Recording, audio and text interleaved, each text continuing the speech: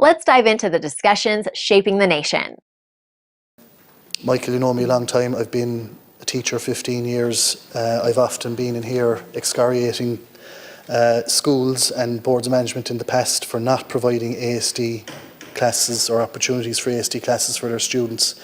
And what really, I suppose, irks me about this specific case in Ballincollig is that this school is ready, willing and able to provide for a class for its 20 or so students with an autism diagnosis. Back in January, before, to be fair, you were appointed and before Minister McEntee was appointed, I got an equally depressing answer from the department which stated that they were pleased to inform me that another school in the school planning area had been identified as having suitable capacity to accommodate special education classrooms required for the area, and a proposed accommodation brief has been sent to that school. Now, the reason I describe that as a bit depressing is because ultimately we've said, or the department has said to the school board of management in that letter, that basically we've identified an ASD class that can go to another school. So then the next question is, what do we do with the 20 kids in Scollone? Are we saying to them and their parents that they should transfer to this other school site? I'm not sure what the department was hinting at in that response. It was a bit disappointing, if I'm being honest. I don't think it's good enough that, I don't think that was the suggestion, but if it was, I don't think that's a good enough response from the department. I would like to think that the students could be provided with the educational needs that they have on the site of their existing school. Now, what I'm asking today, Minister, tonight is, look, to be fair, I know you've already agreed in conversation with me last week ahead of a meeting that I had with the Board of Management that you will meet them with myself one-to-one, and that's deeply appreciated, and I'm hoping after that meeting that maybe we can see some progress here. But I'm just asking that we might be open-minded in relation to how we provide this ASD class. As I said, I spent many years in here trying to urge school principals right up and down the county of Cork to open these classes, and here we have a school that's ready, willing and able, but unfortunately due to the restrictions on site can't provide it at the moment. So I'm just asking that the department would re-engage and use a bit of imagination to help deliver the class. Thank you, Deputy Minister. Thank you very much, Deputy O'Sullivan, and I appreciate you raising the issue. I suppose just at the outset I will put on record just the specific issues that you asked in relation to Scollone in Ballincollig, and they outline the opportunity of how the Department and the NCC consider to support children with additional needs. At the outset, I want to stress that enabling students with additional needs to receive an education appropriate to their needs is an ongoing priority for this Government and indeed for myself and the Department of Education. In 2025, the Department will spend over €2.9 billion on special education, which is over a quarter of the entire budget. This funding has greatly boosted the number of special classes, special education teachers and special needs assistants. In relation to the school referred to by Deputy O'Sullivan, I can confirm that the Department received an application in 2021 under the Additional School Accommodation or the ASA scheme. The application was for funding for the provision of 3 special education classrooms. The Department's school building technical team carried out an in-depth review of the site in 2021. The review confirmed that the school and the site are at maximum capacity, and it would not be possible to provide additional required accommodation on site unless a vast amount of the existing accommodation was demolished and replaced with a 2-storey accommodation, as the Deputy outlined in his opening remarks. At that time, considering all the relevant impediments to delivering the accommodation and the site constraints, the Department were not in a position to provide funding for the specific demolition of the school building. In light of this, officials in the Department contacted the NCSE to advise them of same and to establish the special classes in other schools in the area. Subsequently, funding was approved under the ASA scheme in June of 2022 for the replacement of prefabs on a site with 1 modular unit. But in specific in relation to your request, I understand that you have been engaging with the school authorities for quite some time over this, and I understand that it is something that you feel very strongly about.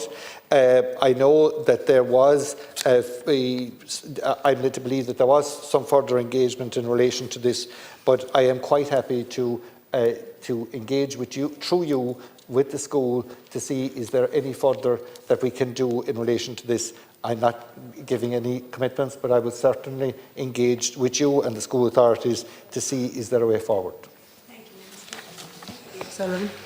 Look, and thanks, Minister. Look, I should have said at the outset, congratulations on your appointment, because I do feel that you're a perfect appointment for this role, and I know that you have the passion for it, having led the Disabilities Committee for a number of years. So I am actually happy that you're in the role, because I do know that you're sincere in the work and the efforts that you will make on behalf of the parents of Scollone and the children. Look, I go back to my previous point, and I'll refer to my previous PQ response. The department responded to basically say that it's too expensive to demolish and rebuild. Now, as outlined by the school's own engineer, the school's going to have a part of the school's going to have to be demolished anyway. Like I walked the corridors inside there. The subsidence there is quite visible. This school is going to have to be rebuilt in some shape or form in the coming years. It's inevitable, given the deterioration there. So I would just plead with the department officials that they would come out again on site, have a sit down with the school and their engineers, and come up with a solution. As I said, there's about 20 children here approximately that would have an autism diagnosis, and you'll be quite aware that if any of those children had to even consider moving to another setting to avail of an ASD class position in another school, that might prove very difficult for some of them, and there'd be variance in terms of the needs of each of the students. So I'm just asking that common sense will prevail, heads can be knocked together, and as I said, for years I came in here before Ballincollig actually became a part of my area, and I would have given out about the fact that Ballincollig as a large urban centre actually had a deficit in the number of ASD classes for an area with its population size. And I'll be honest with you, I would have said that they outsourced their problem to villages like Farran and Ovens and Dripsey and Inniscarra over the years. There is an obvious requirement for additional ASD class provision in Ballincollig, and I'm just hoping, as I said, that common sense can prevail and that people can sit around the table. Thank you, Minister. And just on a general comment, it is you know, overall by the department and DNCC, it is very welcome that large schools are engaging with the process in relation to additional special classes. It's hugely important that that happens and that they do engage. Just on the point that you made, Deputy O'Sullivan, about the subsidence, has that information been fed back to the department? Has the reports, any technical reports or professional reports that they have done on the subsidence on the site, if that has been sent back to the department, we can follow it up. But if there's any information that the school have, we can follow it up, and I will come back to the deputy with a response on any other documentation that he may have or any information that he has that he wishes to submit to the department. Thank you, Minister. And next question is Deputy Aaron McGreehan to the Minister for Education to discuss special education classes at second and primary school level in Louth. Deputy. Minister, first of all, I want to wish you the very best in your role, congratulate you. It's a hugely important brief, and I know out of all the deputies that I know across the houses, you will take it on with sincerity and gusto. So I wish you the very best of luck with it. And as the Cancorla said, the Minister, this evening I'm asking for an update in relation to special ASD classes in County Louth, both at primary and secondary school level. I have many parents contacting me quite regular in relation to particularly second level schools, and they're at their wits' end, afraid their child will not have a school place come September. Minister, I absolutely acknowledge that the government doubled their special classes in the last government. It introduced 11 new special classes, as you said in your speech in the previous debate, there are 400 new classes to be allocated for the school year of 2025. Minister, I'm asking that County Louth will get some of those classes, in particularly for second level schools. I believe in Dundalk I think there's only 6 ASD classes at second level. With a population of over 40,000 people, it's unsustainable when you look at that.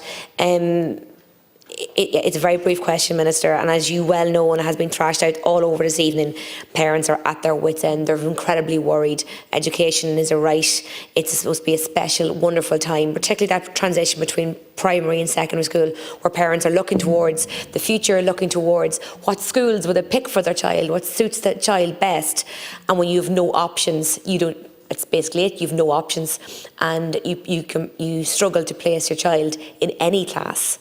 It's a terrible time. So, girl, my God.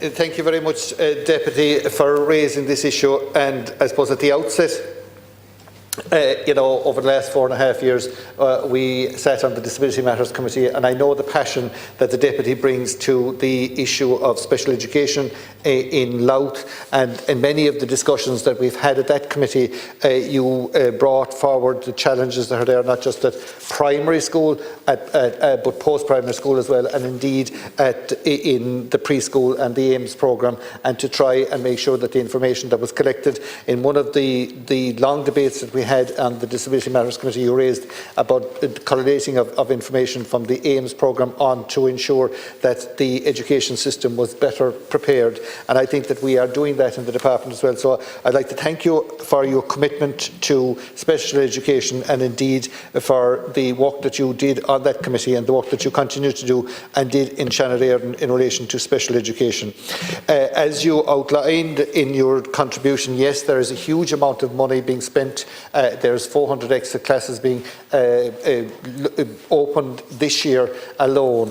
And I suppose the one thing that we would need to look at is some communities. You mentioned County Louth. We will be working very hard. The CNOs, there's been extra CNOs put in place. There has been, more people working to this end. We are far and away ahead of where we were this day 12 months in relation to providing special education places for kids with additional needs, but it is not good enough. We simply need to do better, both at primary level, at post-primary level, and we need the information from a very early on to make sure that the state is properly empowered to make sure that there is no gaps within the system, within the education system. So you mentioned about the post-primary education. It is one of the areas that we are having a particular difficulty with in some communities in relation to children that are leaving primary school and that they have nowhere to go come the 1st of September. And as I mentioned in the previous debate, because I did meet the parents at school gates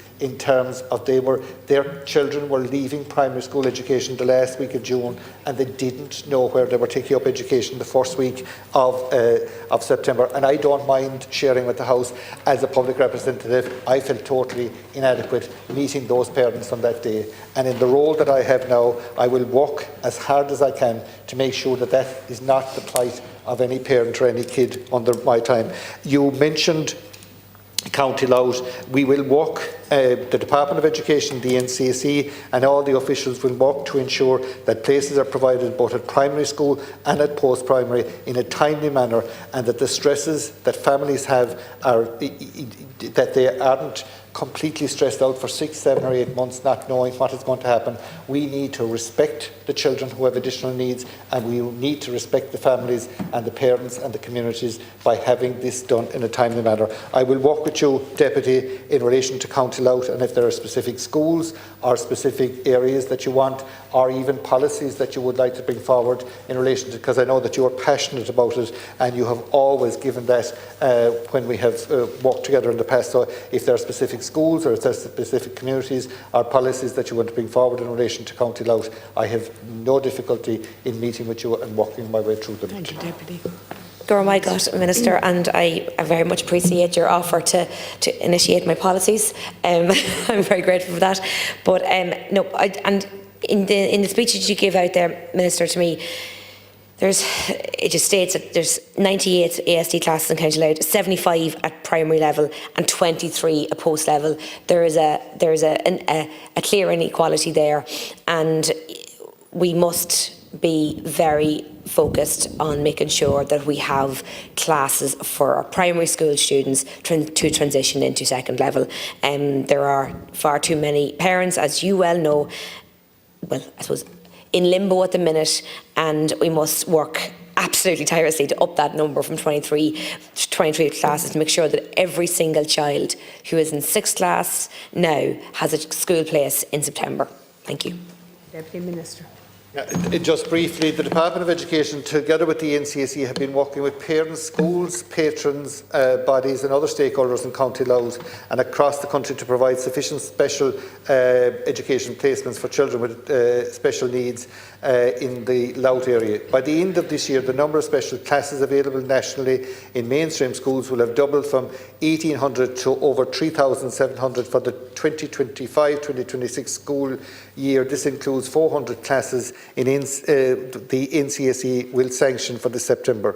Of the 409 new special classes sanctioned by the NCSE for the current year, 289 are at primary level and 120 are at post-primary level. Of the new special classes sanctioned for the 2024-25 school year, 16 are in County Louth, 13 at primary level and 3 at post-primary level. And I think that brings to the nub of the point that you want that there is focus on the post-primary level, and I will certainly take that back. The total number of special classes in County Louth comes from 75 at primary and 23 at post-primary. I take the point that you make, and we will work with you, with the communities in County Louth, to make sure that we address any shortfalls that are there. Thank you, Minister. And now question 3, Deputy Catherine Connolly to the Minister for Housing, Local Government and Heritage to discuss the need to restore tenant in situ scheme.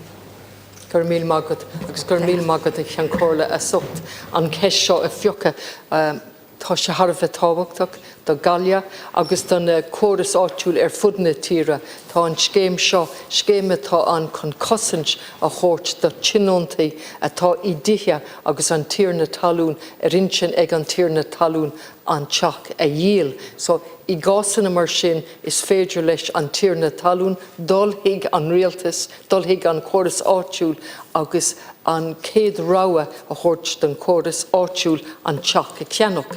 Má léon géir agus faríor géir raibh an nullag de réir ma hiiscena, cuireadh an scéim seo fionraí.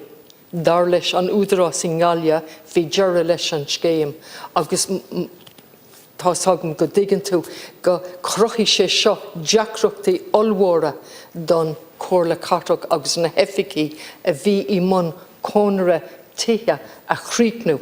So I wish you the best, Minister, in your new career, and thank you, Comhairle, for picking this. It's extremely important. I have tried to get clarity on this issue every way I can. I've tabled written questions. I've raised it under promised legislation. So what am I on about? I'm on about the tenant in situ scheme that was brought in on the 1st of April. Perhaps that might give us some idea. The 1st of April 2023.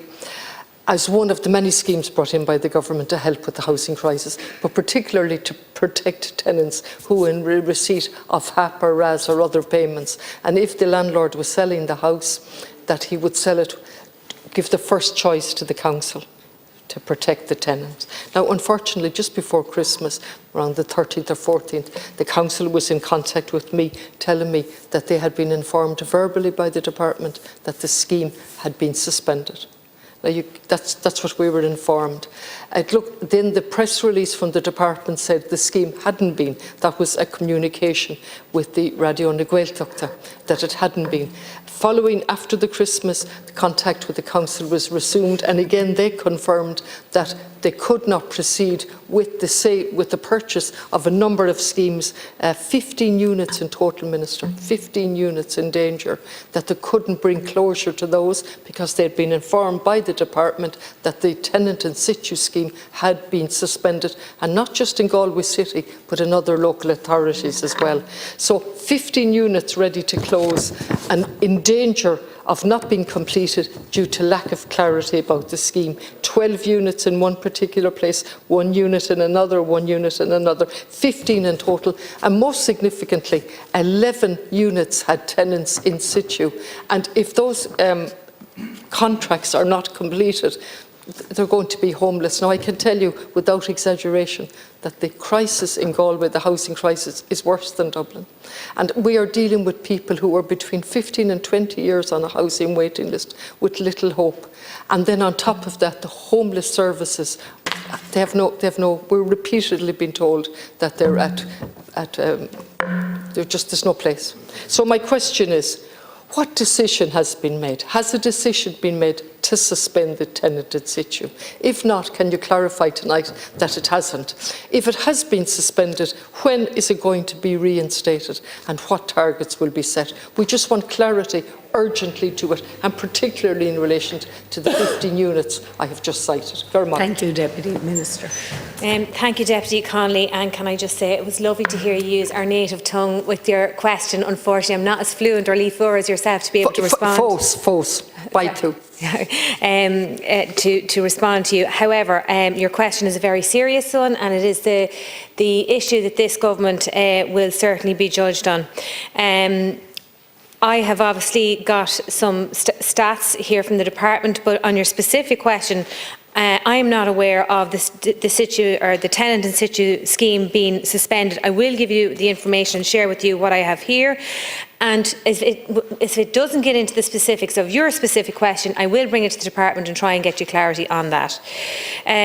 So thank you, as I said, for raising the matter. Under Housing for All, the government will deliver 47,600 new built social homes and 3,500 social homes through long-term leases in the period of 2022 to 2026. It is our clear focus to increase the stock of social housing through new builds projects delivered by our local authorities and our AHBs. Under Housing for All, there is a provision for 200 social housing acquisitions each year. However, in 2023, following the lifting of temporary eviction bans and reported uplift in sales by landlords of homes in the HAP and RAS schemes, government introduced a temporary measure, the Tenant in Situ Acquisition Scheme, in order to mitigate the risks of homelessness arising from tenants being supported in the HAP or RAS schemes. A key objective of the programme is to prevent potential homelessness where other solutions cannot be found for the affected tenants. It is a matter for the local authorities to assess the circumstances of each case and decide upon the appropriate action. All available options should be considered in order to prevent homelessness and up until and including acquisition. Now, I know your specific question is around Galway local authority, and I know you've said here tonight that they have verbally confirmed to you that this scheme has been suspended. I think you said since 2023, is that correct? Okay, I beg your pardon. I'll take a note of that.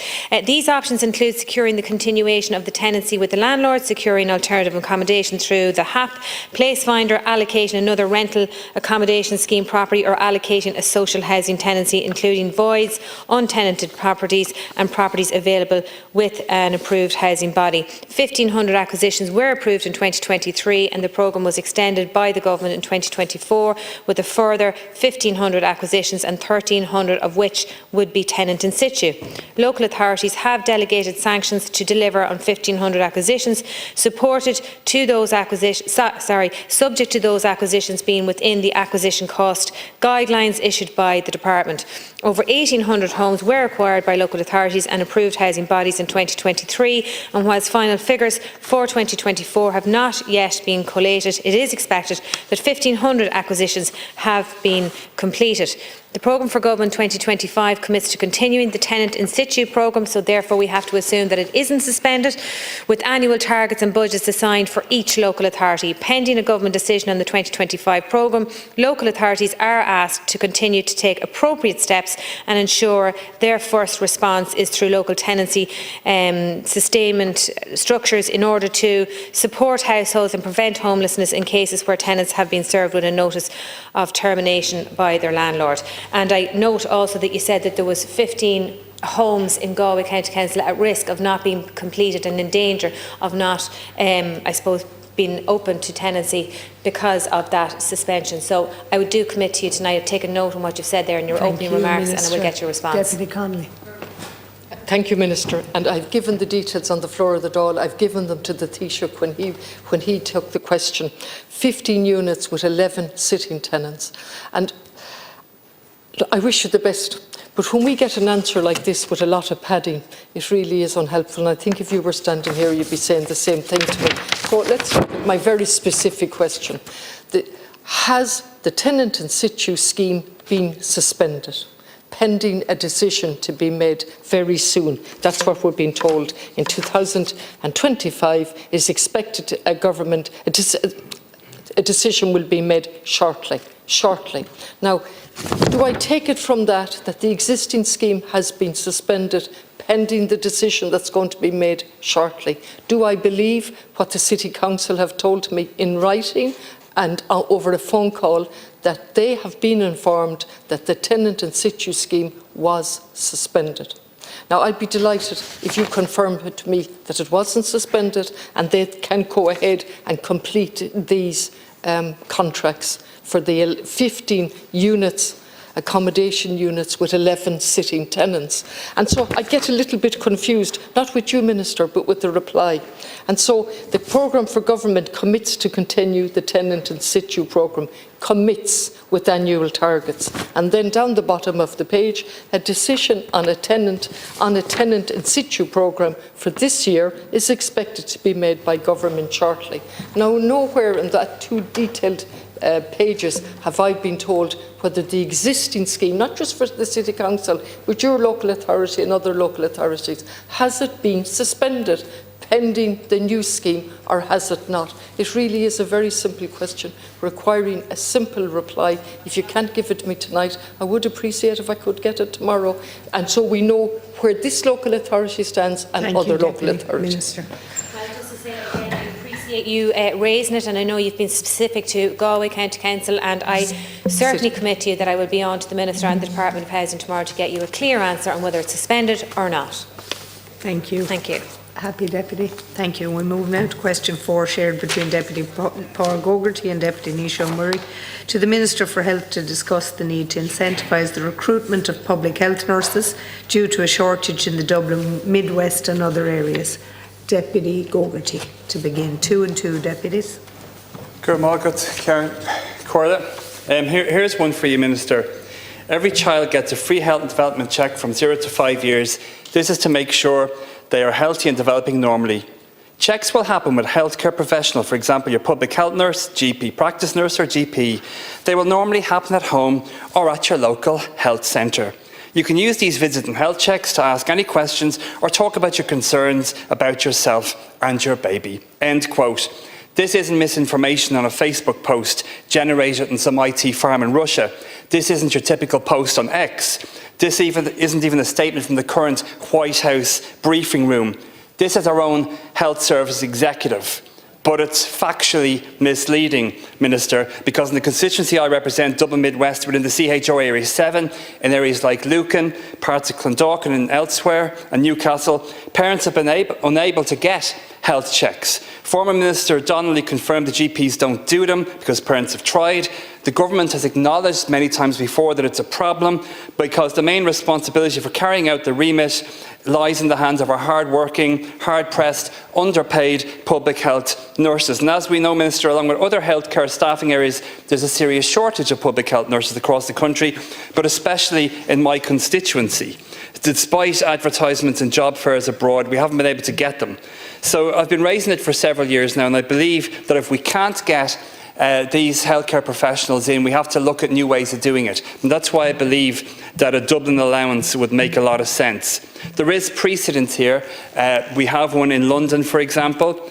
We have one for inner London and for outer London. We have something similar in Paris. And it's hugely important because of the 80,000 nursing staff here in the country at the moment.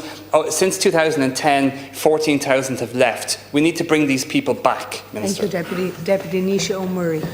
Good morning, Corla, and thank you for selecting this topical issue for discussion. I remember these development checks being done with my own children not so long ago. They're vital for good early childhood development, as Deputy Gogarty mentioned, visits to the clinic and the public health nurse coming to your home. They make sure that children are healthy and developing normally. And if the checks reveal issues, Corla, it's really the first call or the first time for early intervention and for bringing in other services and other professionals to support that child's development. I always found the public health nurses, by the way, they're really, really good at their job. They're very experienced, but they're grounded and they build good rapport with the children and with parents. and set everybody's minds at ease. So the service is actually really, really good. It's very concerning to hear from constituents that they're not being done locally. Family in Leicester contacted me. They were sent to Millmount and Drumcondra for their first check, and then they were told neither Millmount nor Leicester could send a nurse to them for their second check. And concerns local development company up in Coolock, same, a similar experience for them. They're getting feedback out of Coolock and other areas up there that the checks are not happening. And those areas they deal with disadvantage, economic and social disadvantage. The last thing we need is to load issues with health checks and developmental issues on top of those hard-pressed families. So Minister, congratulations, by the way, on your new post. It's vital that the HSE gets the recruitment done as soon as possible to rebuild these teams and get new nurses appointed, recruited, so that the checks can start again. It's a really important frontline community service for young folks in particular. So I just urge you to, work with the HSE, and that the government would work with the HSE and the Department of Health, to make this a priority for government. Thank you. Okay, thank you very much to both deputies for raising this issue. I'm obviously from Cavan Monaghan, so I'm not in the Dublin area, but I've heard a lot of discussion in the media in recent days about that, the concern that are coming from parents, and particularly expectant parents, if it's your first child, and maybe not having the public health nurse in place to make those all-important milestone checks. So the government remains committed to providing continued investment in the health workforce, including public health nurses, and ensuring this service is available for those who need it. Public health nurses are employed by the HSE to deliver safe, quality and person-centred community nursing care across a person's life. There are currently 1,511 WTE public health nurses employed in the HSE, and a further 27 posts provided for in the budget 2025. The Department of Health has requested that the HSE expedite these posts in areas where child health developmental assessments are impacted. It is important to note that the HSE recruitment pause ended in July 2024, and there is currently no impediment to normal recruitment or replacement of staff within the agreed WTE limits. Each regional executive officer will continue to prioritise, recruit, replace staff within the approved numbers as appropriate, including public health nurses. There are known challenges within the recruitment and retention of public health nurses, and dare I say right across the health sector, particularly within parts of Dublin. The HSE has established a national oversight group with specific focus on community nursing services to address these issues. Several short-term temporary solutions to prioritise resources and service provision in line with clinical needs have already been undertaken in areas most affected by the high vacancy rates. Some areas are Operation Priority 1 service as per the HSE's National Caseload Prioritisation Procedure, therefore prioritising essential care, including birth notification visits and postnatal assessments. As of January this year, 10 local health offices were using the National Caseload Prioritisation Framework to provide services. These included Lucan, which sits in the Dublin Midland Health Region, former CHO1, which I know you've raised here tonight. Where the prioritisation framework is used, some child health development assessments have, and in some instances not, been provided. I acknowledge the concerns of parents where access to these important public health nursing services are limited. The Department of Health is working with the HSE to address these challenges as a priority in the programme for government, and I take on board the suggestions here made tonight in terms of how we can entice people into those very all-important positions as public health nurses. In 2024, to attract more nurses in to specialise as public health nurses, existing nurses who wish to enter the public health nurse sponsorship programme can now remain on their current salary scale. Public health nurses have seen their salary scale improve with the addition of one further scale point and the introduction of a long service increment. This measure has contributed to an increase in the number of applicants in the programme for 2024 and 2025, and in addition, over the lifetime of the current public service agreement, public health sector staff, including public health nurses, will receive a pay rise of 9.25%. They are some of the introductions that are being made to try and address the issue, but I know, as you're raising here tonight, if you're living in the area and you have a newborn baby or expecting one, you need solutions right now. So I take on board the suggestions that have been made here tonight and the concerns. Minister Deputy Gogarty. 1 minute each. Thanks again. Minister, these checks are crucial for the early identification of any developmental concerns, allowing for timely interventions, and it can significantly enhance or basically curse a child's prospects in the future if it's not looked at. So parents are understandably concerned about the need to have their children assessed in a timely manner, and it can't be done privately, and maybe that needs to be looked at in terms of something like the treatment purchase fund while we're trying to sort it out. But just want to briefly talk in the limited time about the cross-cover arrangements, which are there for priority cases. I don't believe it's fair that, taken in the country as a whole, that one area can be well staffed and then areas like my constituency aren't as well staffed and are not spreading the load out. So I think that needs to be looked at, but there was very little mention of a Dublin allowance in the response here. I'd like to see it looked at because it's best practice in other countries, and we need to, as well as pay increases, entice people in very high-cost environments to come and work here. Thank you. Deputy O'Murray. Yeah, thanks, Minister, for your response. And I would agree with Deputy Gogarty. Something needs to be done around Dublin. I mean, the numbers are pretty stark. The Health Service Capacity Review 2018 envisaged a big increase in this service by 2021. Baseline capacity was meant to be 2,000 by 2026. 2,000 public health nurses nationally. We're at 1,000, just over 1,500, which is like nearly 500 short in terms of the service that it's meant to be, where we're meant to be by now. I know there are challenges in recruitment. I know there are challenges in keeping public health nurses, but it is a serious issue now, and it has to be dealt with straight away, whether it's through the NTPF or some other mechanism. So just urge you again, Minister, that we try and prioritise it and get some capacity back into the Dublin region so that these parents, they're very worried about it. It's a concern for them, as you understand, so that they feel that they're going to get access to a service and to those checks again. Thank you. Thank you, Deputy Minister.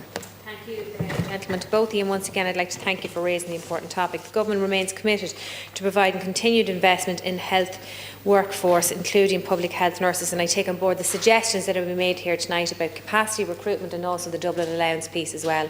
And also that piece about where we have maybe lots of staff willing to be in the HSE and in the public health areas, and then where in the areas like Dublin or your own constituency where they are thinner on the ground.